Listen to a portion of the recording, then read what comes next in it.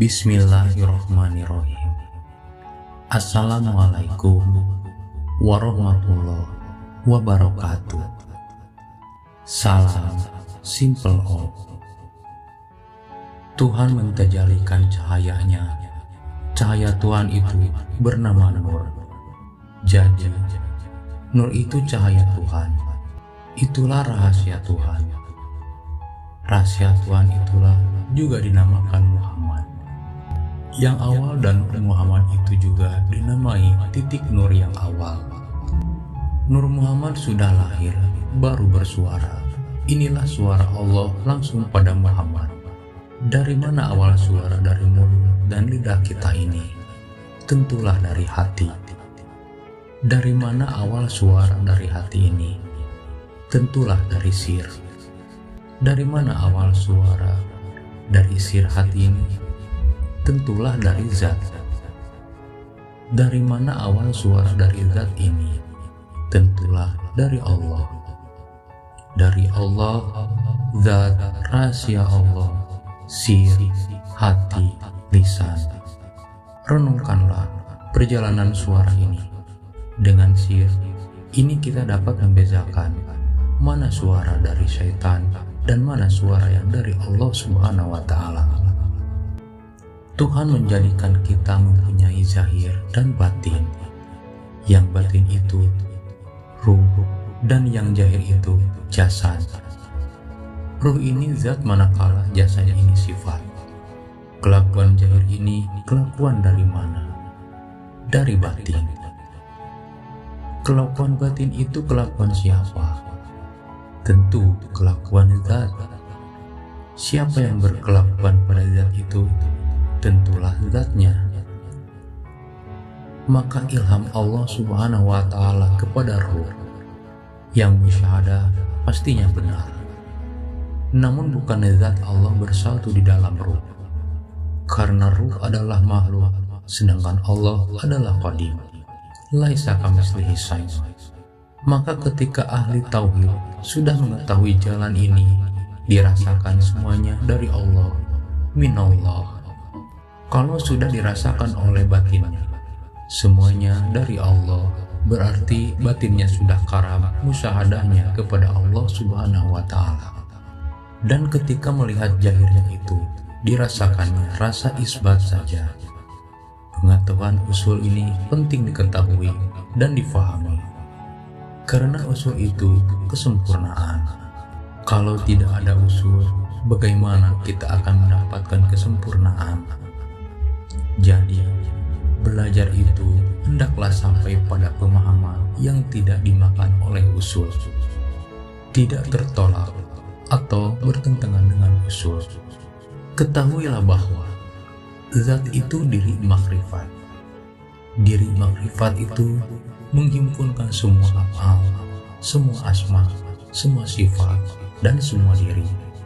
Diri makrifat itu menghimpunkan semua tubuh, hati, nyawa, rahasia. Diri makrifat itulah yang menggerakkan zat, sifat, asma, af'al. Diri makrifat ini rahasia Tuhan yang ada pada Adam.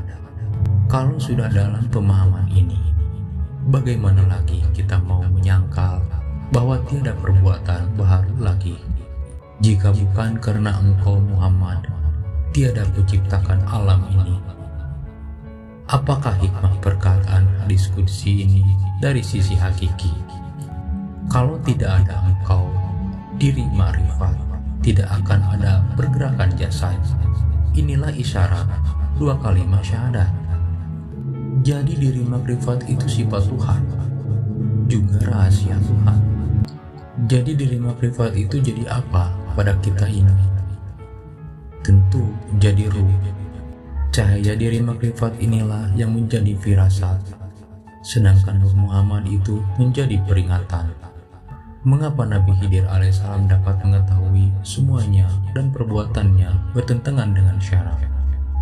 Karena Nabi Khidir alaihissalam mengetahui diri makrifat itu firasat, sedangkan diri makrifat itu mustahil berbohong. Maka ahli tauhid hakiki khusus tidak menjadi bingung dengan kelakuan Nabi Khidir alaihissalam, sebagaimana kisah di dalam Quran surat Al-Kahfi, karena ahli tauhid hakiki mengetahui soal firasat dan peringatan ini.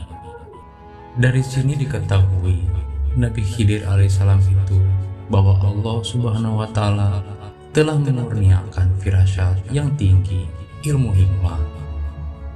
Sebenarnya ilmu firasat ini menggunakan bahasa cahaya ilahi. Timbulnya ingatan itu dari firasat. Timbulnya firasat itu dari Tuhan. Ciri bahasa cahaya ilahi itu la raiba fihi hudan lil muttaqin. Tidak ada keraguan satu zarah pun. Nabi Khidir alaihissalam itu adalah ahli bahasa cahaya ini. Jadi, tidak perlulah heran jikalau para wali Allah itu banyak mengetahui hal-hal yang tidak diketahui oleh orang awam.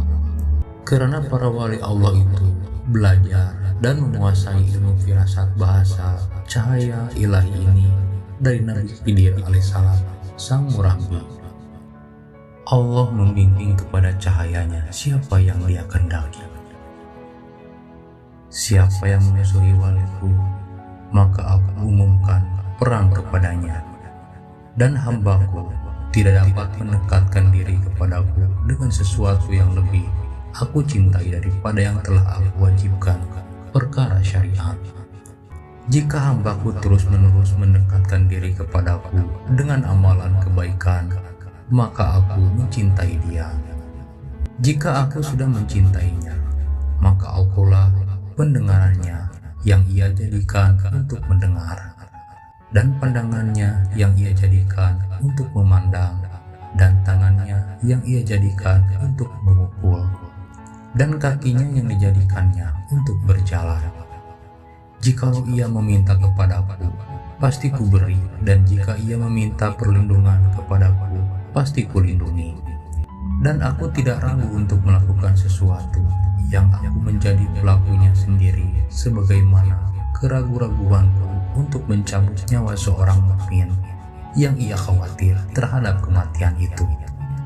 Dan aku sendiri khawatir ia merasakan kepedihan sakitnya.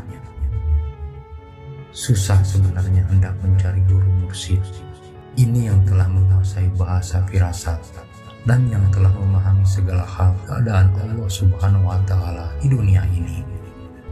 Sebenarnya guru mursyid itulah para wali Allah Subhanahu wa Ta'ala. Ingat pesan Al-Imam Al-Ghazali, jangan kamu ingat semua yang aku telah ajarkan padamu.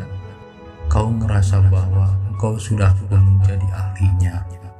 Karena ada lagi satu perkara, jikalau aku buka kepadamu, niscaya engkau akan kata aku tidak betul, sesat, gila, dan sebagainya. Sekianlah, semoga bermanfaat.